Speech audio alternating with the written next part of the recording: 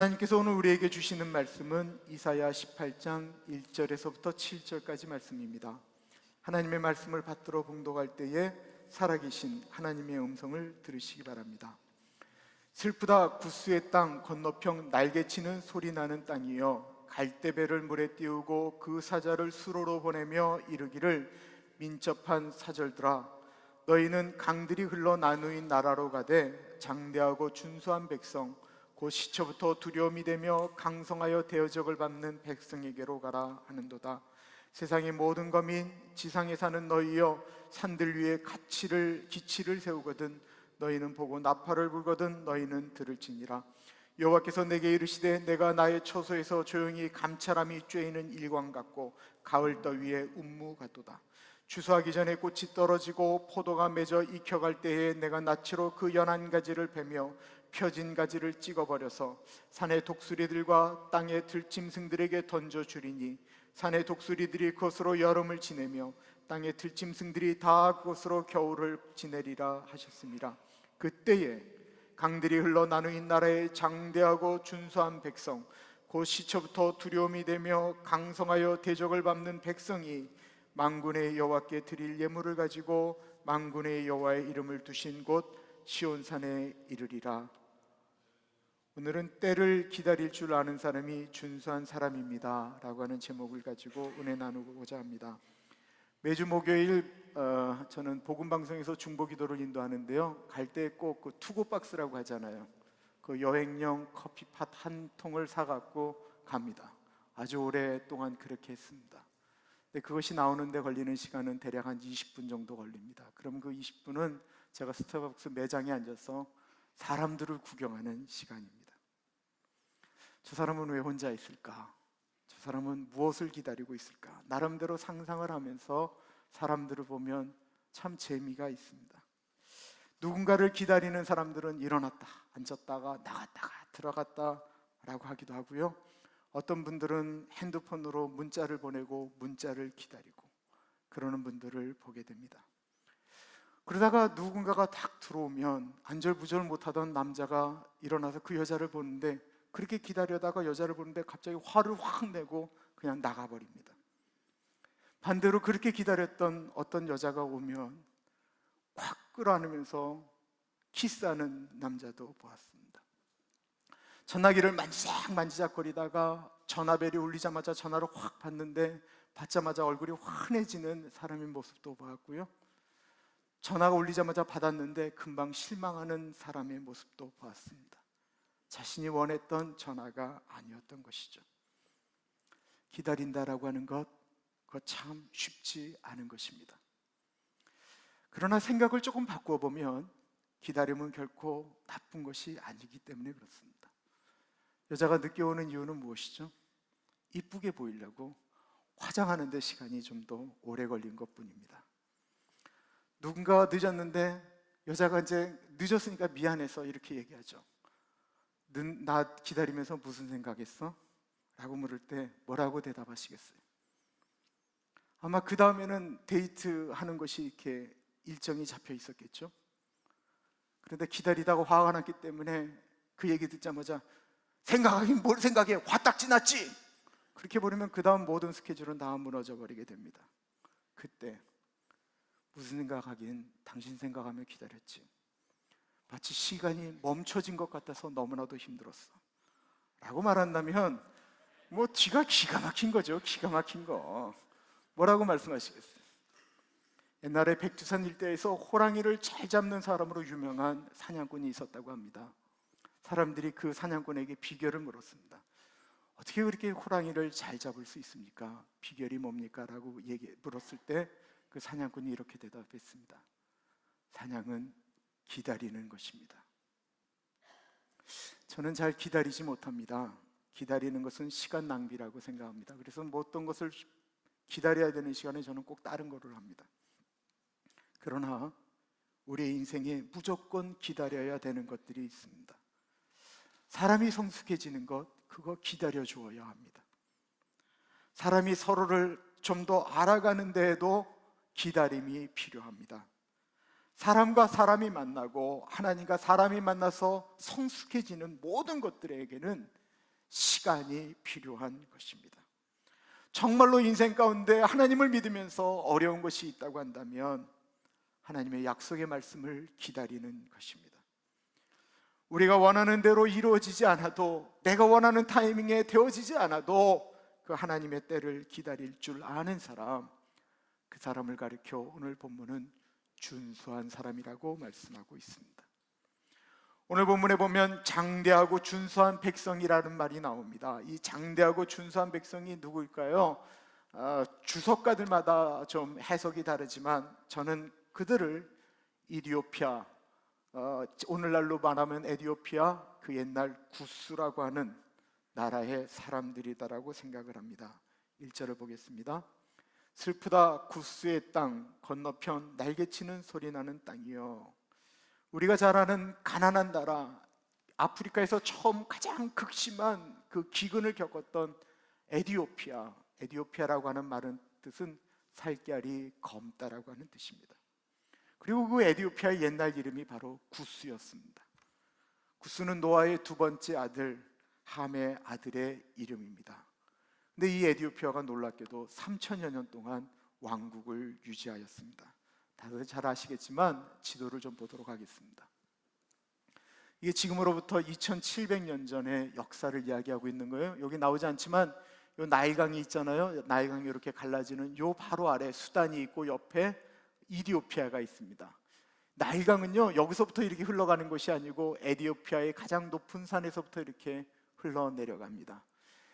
이 에디오피아를 애굽이라는 나라가 강력할 때는 이 구스를 먹었던 적도 있었지만 이 구스가 몇 차례에 거쳐서 애굽까지 통치하였던 시기가 있었습니다.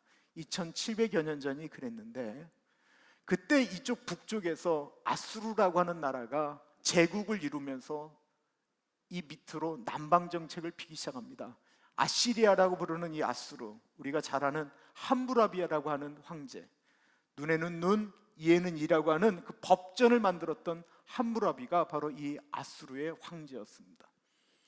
이 아수르가 이 밑에 있는 그 여기는 남유다가 있고 이스라엘이 있고 바로 위에 있는 나라가 지금의 시리아, 아람이라는 나라였는데 이 아시리아가 아람을 먹고 북이스라엘을 먹고 아래쪽으로 내려오기 시작합니다.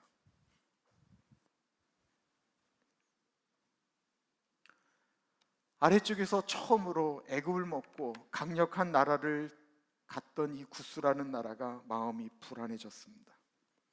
그래서 마음이 급했던 이 에디오피아가 사신을 이 유다로 보냅니다. 여기만 남았거든요. 여기 가서 우리가 손을 잡고 이 아수르가 남방으로 오는 것을 막자라고 이야기합니다. 그 이야기가 바로 2절에 좀 헷갈리는 내용이지만 그 내용입니다. 갈대배를 물에 띄우고 그 사자를 수로로 보내며 이르기를 민첩한 사절들아 너희는 강들이 흘러 나누인 나라로 가되 장대하고 준수한 백성 곧 시초부터 두려움이 되며 강성하여 대적을 밟는 백성에로 가라 하는도다. 돌아가라라고 하는 말입니다.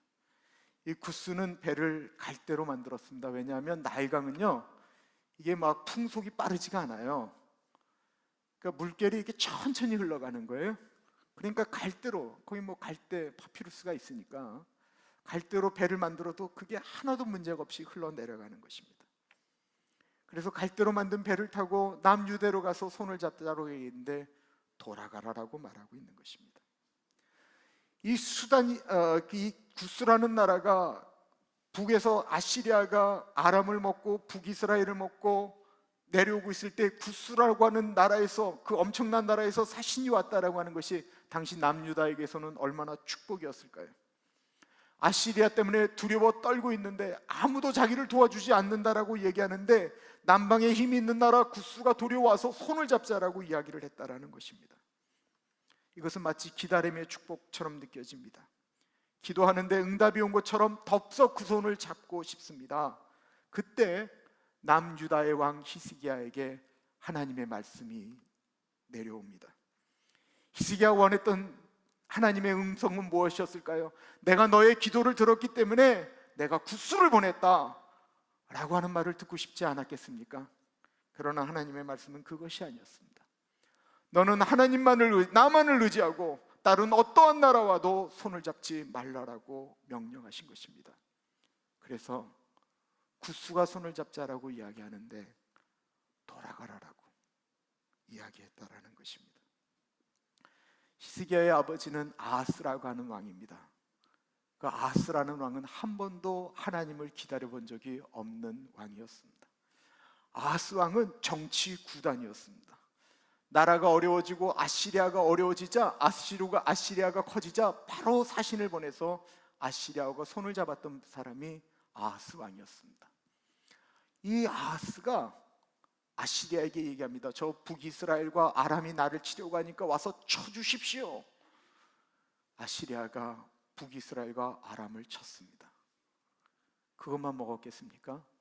남유다를 치니까 남유다가 모든 보물들을 아시리아에게 갖다 바쳤습니다. 이 아하스 왕은 아시리아 황제가 자기 나라를 올 때 잘 보이려고 아시리아의 모든 제단과 똑같은 것들을 하나님의 성전에 하나님의 제단을 다 없애버리고 아시리아 신전을 똑같이 만들었던 그런 왕이었습니다. 정치는 구단이었는데 믿음은 영단이었다라는 것입니다. 예수를 믿는데 머리도 좋고 사업적 수단이 뛰어난데 믿음이 없는 분들이 있습니다. 믿음이 있으면 다른 부분이 약해도 일어날 수 있습니다. 아버지 아하스의 뒤를 이어 왕이 된 이 히스기야는 왜 이스라엘이 이렇게 어려워졌는가를 깊이 생각합니다. 그리고 하나님을 버렸다라는 사실을 인식하게 됩니다. 그래서 결심합니다. 나는 우리 아버지처럼 하나님을 버리지 않고 나는 하나님만을 의지하겠다라고 결심하였습니다. 마치 우리가 하나님의 말씀을 듣고 주의 성전을 떠나면서 결심하였던 것처럼 히스기야도 그렇게 결심하였습니다. 그런데 이 결심을 그대로 실천하는 것이 얼마나 어려운 일입니까? 모든 것들이 다 순조로울 때는 신앙생활 그렇게 할 수 있습니다. 돈 잘 벌고 괜찮을 때는 세금 제대로 낼 수 있습니다. 잘 돼서 세금을 많이 내야 될 때도 유혹이 오지만 정말 힘든 것은 내가 정말로 먹고 살기 힘들 때입니다. 너무 먹고 살기 어려울 때 세금을 정직하게 낸다라는 것은 굉장히 어려운 일입니다. 그때는 탈세의 유혹이 다가옵니다. 그때가 중요합니다. 그런 어려움이 올 때 믿음으로 그것을 극복해 나가면 거룩이라고 하는 근육이 만들어집니다. 그리고 거룩이라고 하는 근육이 자꾸 쌓이게 되면 그게 굳은 살처럼 되어져서 나중에 그런 일이 올 때 그것을 넘어가는 것이 쉬워집니다. 그러나 우리는 거룩의 근육을 만들기보다는 유혹의 음식을 먹으면서 우리의 배를 불릴 때가 훨씬 더 많이 있습니다. 기다리지를 못하는 것입니다. 기다리지 못하는 이유가 무엇입니까? 두려움 때문에 그렇습니다. 마냥 하나님을 기다리다가 망하면 어떻게 되겠느냐라는 것입니다. 구스가 이스라엘의 손을 잡으려고 했던 이유도, 남유다가 구스의 손을 잡고 싶었던 이유도 이 두려움 때문이었습니다. 작은 나라 남유다도 두려웠고 큰 나라 구스도 두려웠던 것입니다. 평소에 부인 앞에서 늘 사내 대장부가 그걸 말이야 두려워한다지 늘 이러고 폼을 잡는 남편이 한 분 계셨습니다. 남자는 말이야 오직 힘이야 뭐 이렇게 말씀하셨던 그런 사나이. 근데 어느 날 이 부부가 잠을 자고 있는데 여자가 민감하잖아요. 이렇게 민감한 느낌이 들어서 딱 보니까 도둑님이 담을 넘어오려고 하는 거예요. 그러니까 이 부인이 남편을 깨워요. 여보 도둑이 들라고 그래요. 도둑이. 그러니까 남편이 싹 보니까 도둑이 진짜 담을 넘어오려고 하거든요. 이 남편이 확 갑자기 이불을 딱 뒤집어 쓰더니만 얘기하는 거예요. 자식 담만 넘어오기만 해봐라. 그러니까 아내가 남편을 밉죠. 이 도둑이 담을 쿵 뛰어넘었어요. 아내가 너무 놀라서 여보 담을 뛰어넘었어요. 걱정하지 마 자식 방으로 들어오기만 해봐라. 이 도둑이 방으로 들어옵니다. 여자가 거의 기겁을 하죠. 여보 방으로 들어왔어요. 방으로. 남편이 이불을 딱 꽉 끌어안습니다. 그리고 얘기합니다. 자식 훔쳐가기만 해봐라. 그 도둑이 모든 것들을 다 훔쳐갔고 유유히 사라지고 나니까 이불 속에서 부들부들 떨던 그 도둑, 그 남편이 도둑이 담을 다시 뛰어넘는 것을 보면서 이불을 확 지키고 이야기합니다. 야 임마! 다시 오기만 해봐라 이 자식 그냥.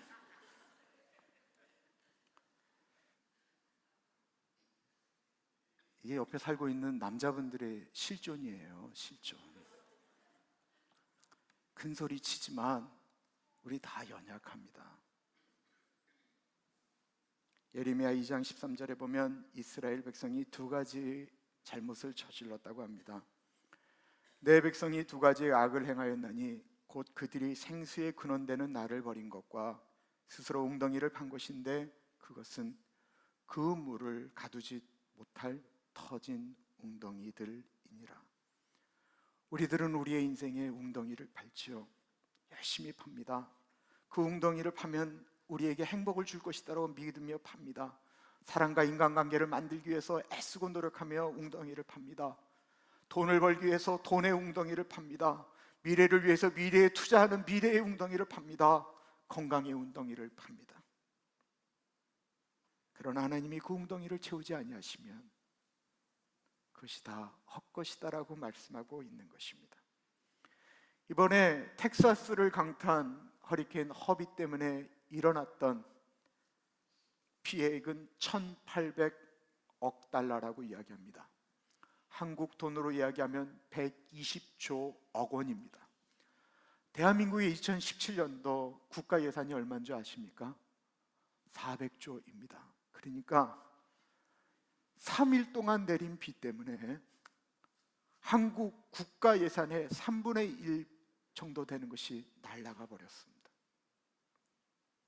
뭔가를 잘못한 것도 아니고 가만히 있었는데 하늘에서 비가 쏟아졌는데 그게 그냥 날아가 버린 것입니다. 이번에 오는 태풍 어마가 경로를 마이애미 쪽이 아닌 안쪽으로 틀어서 지금 올라가고 있습니다. 플로리다를 강타하고 조지아로 들어가고 계속 올라가게 되면 도대체 피해액이 얼마일 수 있을지 상상도 되지 않습니다. 하나님 아버지가 지켜주지 아니하시면 사람의 약속, 굳게 믿은 우리의 건강, 우리가 소유한 재산 다 아무런 소용이 없다라는 것입니다. 마이애미가 얼마나 이쁜 도시입니까? 그곳이 지금 텅텅 비어가고 있습니다. 그 아름다운 템파에 있는 아름다운 그 해변을 끼고 있는 집들을 다 두고 지금 떠나가고 있습니다. 사람들은 하나님의 약속을 놓아버리면 물을 담지 못하는 웅덩이를 파고 있을 때가 있다라는 것입니다. 어제도 말씀드렸지만 20세기 가장 강력한 강대국 미국이 태풍이라는 자연재해 앞에 할 수 있는 얘기는 피난 가라라는 말입니다.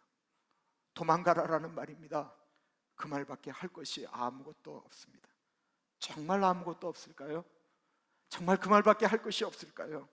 그보다 더 중요한 이야기가 있다라는 것입니다. 그것은 하나님을 바라보는 것입니다. 우리가 기도하는 것입니다. 저는 기도하면 하나님이 태풍의 향로도 바꾸어 주시고, 기도하면 세력을 약화해 주시고, 기도하면 고통의 날수를 감하여 주실 것을 믿습니다. 너무 감사한 것 오늘입니다. 플로리다의 스콧 주지사가 도망가라, 저 태풍은 악마다라고 이야기했던 스콧 주지사가 오늘 ABC 인터뷰에서 이런 말을 했습니다. 우리를 돕고 싶어하는 이들이 전 세계에 많은 것을 알고 있습니다. 기부와 지원 요청을 요청하면서 그러나 우리를 위해 기도해 달라고 모든 분들에게 부탁드립니다 라고 말하였습니다. 정말로 멋졌던 것은 남유다도 구스 땅도 그 어려운 와중에 서로 손을 잡지 않고, 남유다가 구스를 돌려보낼 때 구스 땅은 자기네 나라로 갔고 남유다는 하나님의 손문을 잡고 사람과의 손을 잡지 않았다라는 것입니다. 하나님을 바라봤던 그 사람들이 바로 준수한 사람들입니다.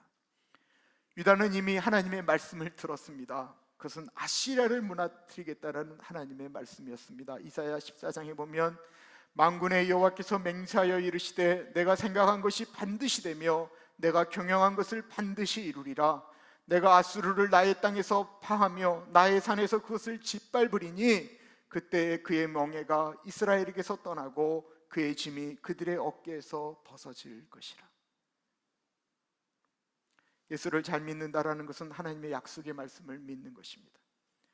두세 사람이 내 이름으로 모인 곳에 나도 그들 중에 하나 있다라고 하는 것을 믿는 것입니다. 만약에 그것을 믿는다고 한다면 정말로 우리가 예수 믿는 사람들로 모였을 때 정말 우리의 언어나 우리의 모습이 어때야 되겠습니까? 정말로 두세 사람이 모였을 때 예수님이 그 자리에 계신다라는 것 우리가 믿고 있습니까? 아멘. 믿음은 보이지 않지만 보이는 것처럼 사는 것을 의미하는 것입니다. 하나님이 보이시지 않지만 하나님이 계시는 것처럼 살아가는 것을 의미하는 것입니다. 히브리서의 모세의 믿음을 이렇게 이야기하고 있습니다. 믿음으로 애굽을 떠나 왕의 노함을 무서워하지 아니하고 곧 보이지 아니하는 자를 보는 것 같이 하여 참았으며. 다윗도 이런 믿음을 가졌습니다. 시편 16편 8절에 보면 내가 여호와를 항상 내 앞에 모심이여 그가 나의 오른쪽에 계심으로 내가 흔들리지 아니하리로다.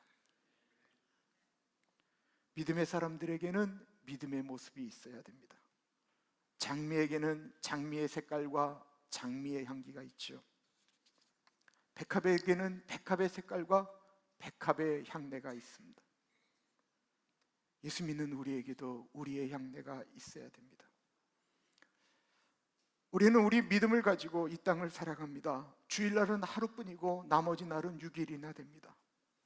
우리는 예배를 드리고 나가면 우리의 믿음을, 우리가 하나님의 아들인 것과 딸이라고 하는 우리의 색깔을 6일 동안 6일을 유혹을 견뎌내며 살아가야 된다라는 것입니다. 지난 2월 달에 저의 멘토이고 존경하는 장달륜 목사님이 돌아가셨습니다. 그분은 저에게 저희 집사람을 소개하신 분이고 주례를 서주신 분이십니다. 제가 정말로 어려울 때마다 저를 도와주신 분입니다. 제가 미국에 왔을 때 한국의 유일한 끈과 같은 존재가 있다고 한다면 그분이 바로 장달륜 목사님이셨습니다. 그분이 저에게 한 가지를 부탁하셨습니다. 그분에게도 좋고 저에게도 좋은 것이었습니다. 그런데 제가 그것을 기도하다가 거절을 하였습니다. 그 거절하는 것 정말 힘들었는데 기도하면서 거절했습니다. 그때 목사님께서 저에게 뭐라고 하셨냐면 이것으로 김 목사와 나와의 인연은 끝이네라고 말씀하실 때 저는 마치 내 인생이 낭떠러지로 떨어지는 것 같은 두려움이 왔습니다. 몇 날 며칠을 아파하고 힘들어했습니다. 다시 이런 관계가, 이런 기회가 주어질 수 있을까? 그렇게 두려워했는데 하나님을 붙들고 지금 여러분들과 함께 있습니다. 목사님은 돌아가셨는데 저희 교회 어른들은 지금도 저와 함께 이 자리에 있습니다. 하나님이 가장 끊어지지 않는 가장 두꺼운 동아줄인 것입니다. 구스 사람들도 기다렸고 남유다 사람들도 기다렸습니다. 그리고 드디어 시간이 되었습니다. 3절부터입니다. 세상의 모든 검인 지상에 사는 너희여 산들 위에 기치를 세우거든 너희는 보고 나팔을 불거든 너희는 들릴지니라. 여호와께서 내게 이르시되 내가 나의 처소에서 조용히 감찰함이 쬐이는 일광 같고 가을떠 위에 운무 같도다. 추수하기 전에 꽃이 떨어지고 포도가 맺혀 익혀갈 때에 내가 낯으로 그 연한 가지를 베며 펴진 가지를 찍어버려서 산의 독수리들과 땅의 들짐승들에게 던져주리니 산의 독수리들이 그것으로 여름을 지내며 땅의 들짐승들이 다 그것으로 겨울을 지내리라 하셨습니다. 4절에 보면 하나님께서 하나님의 처소에서 조용히 감찰하고 계셨습니다. 다 보고 계셨다라는 것입니다. 그리고는 하나님이 움직이십니다. 하나님이 움직이시자 순식간에 모든 일이 끝나고 말았습니다. 아시리아가 큰 실수를 했습니다. 그것은 보이지 않는 하나님, 보이지 않는 하나님보다 자기들이 더 높다라고 이야기한 것입니다. 아시리아가 아람, 북이스라엘을 무너뜨리고 이스라엘을 남겨놓고 바로 이집트를 칩니다. 그리고는 18만 5천 명의 대군을 사네립이 랍사라게라고 하는 그 아시리아의 장수를 보내서 남유다를 치게 만듭니다. 이 랍사게는 아시리아 말뿐만 아니라 아람어 그리고 이 히브리어에도 능통한 사람이었습니다. 이 랍사게가 교만해져서 말로써 큰 잘못을 저지르게 됩니다. 이사야 36장 18절에서부터 20절입니다. 혹시 히스기야가 너희에게 이르기를 여호와께서 우리를 건지시리라 할지라도 꾀임을 받지 말라. 열국의 신들 중에 그 땅을 아수르 왕의 손에서 건진 자가 있느냐? 하맛과 아르밧의 신들이 어디 있느냐? 스발와임의 신들이 어디 있느냐? 그들이 사마리아를 내 손에서 건져냈느냐? 이 열방의 신들 중에 어떤 신이 그 나라를 내 손에서 건져내었기에 여호와가 능히 예루살렘을 내 손에서 건지겠느냐 하셨느니라. 이 랍사게의 장수 랍사게가 아시리아 왕은 하나님보다 큰 존재라고 지켜 세우고, 하나님이라도 예루살렘을 자신들의 왕 앞에서 건질 수 있겠느냐라고 발언을 한 것입니다. 예루살렘을 포위한 18만 5천 명이 소리를 지릅니다. 이제 하루가 지나면 예루살렘이 멸망할 것 같습니다. 그날 밤입니다. 다음 날이면 예루살렘이 몰살될 것 같았던 그날 밤, 반대로 아시리아의 자랑스러운 18만 5천 명의 군대가 그날 밤에 몰살당하였습니다. 그리고 그 다음 날 어느 누구도 아침 햇살을 보지 못한 것입니다. 이사야 37장 36절에 보면 여호와의 사자가 나가서 아수르 진중에서 18만 5천 인을 쳤으므로 아침에 일찍이 일어나 본즉 시체뿐이라. 원인을 알 수 없었지만 그 아시리아의 군대가 18만 5천 명이 다 죽어버리고 말았습니다. 이사야 37장에 보면 이에 아수르 왕 사네립이 떠나 돌아가서 니느웨에 거하더니 자기 신 이수록의 묘에서 경배할 때에 그 아들 아드람 멜렉과 사레셀이 그를 칼로 죽이고 아라랏 땅으로 도망한 거로 그 아들 에살 핫돈이 이어 왕이 된지라. 하나님이 행하셨던 그 일 때문에 아시리아의 사네립 왕은 죽임을 당했고, 아시리아는 그때부터 패망의 길로 들어가기 시작했습니다. 우리가 불렀던 찬양 중에 이런 찬양이 있습니다. 이방이 떠들고 나라들 모여서 진동하나 우리 주 목소리 한번 바라시면 천하의 모든 것 망하겠네.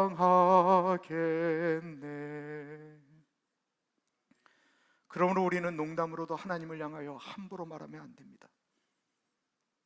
하나님 어디 계시냐고, 하나님 나한테 이럴 수 없는 거라고 함부로 이야기해서는 안 되는 것입니다.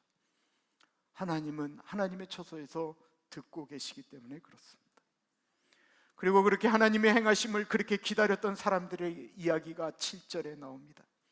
그때에 강들이 흘러나인 나라의 장대하고 준수한 백성, 그 시초부터 두려움이 되며 강성하여 대적을 밟는 백성이 만군의 여호와께 드릴 예물을 가지고 만군의 여호와의 이름을 두신 곳 시온산에 이르리라.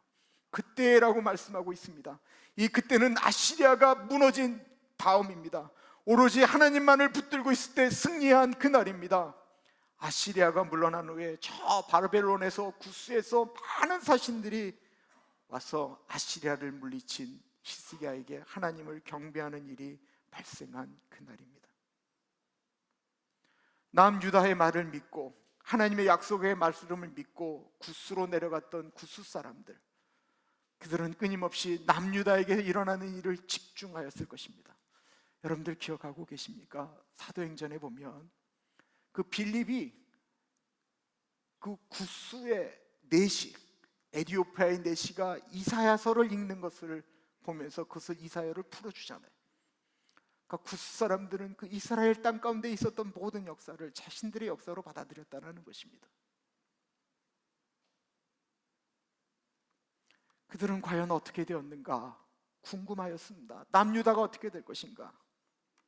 그리고 하나님의 약속대로 아시리아가 멸망하는 것을 보게 되었습니다.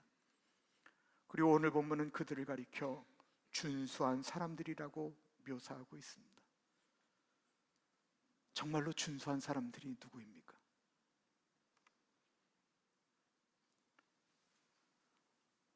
사랑하는 오렌지 가난 가족 여러분, 하나님 앞에 장대하고 준수한 사람이 되고 싶으십니까? 그러려면요, 하나님의 약속의 말씀을 붙들고 어려우면 어려울수록 하나님 앞에 더 나아가는 사람입니다. 귀에 들리지 않습니다. 손에 만져지지 않습니다. 눈에 보이지 않습니다. 그럼에도 불구하고 하나님 아버지가 지금 이 순간에도 우리를 바라보고 계시며 우리의 낮은 신음도 듣고 계신다라고 하며 그 하나님의 때를 기다리는 그 사람이 장대하고 준수한 사람입니다. 기도하셨습니까? 그 다음은 응답하실 하나님을 기대하고 우리는 기다리는 것입니다. 기도하겠습니다. 참으로 존귀하신 하나님 아버지, 하나님 앞에 준수한 사람들이 되고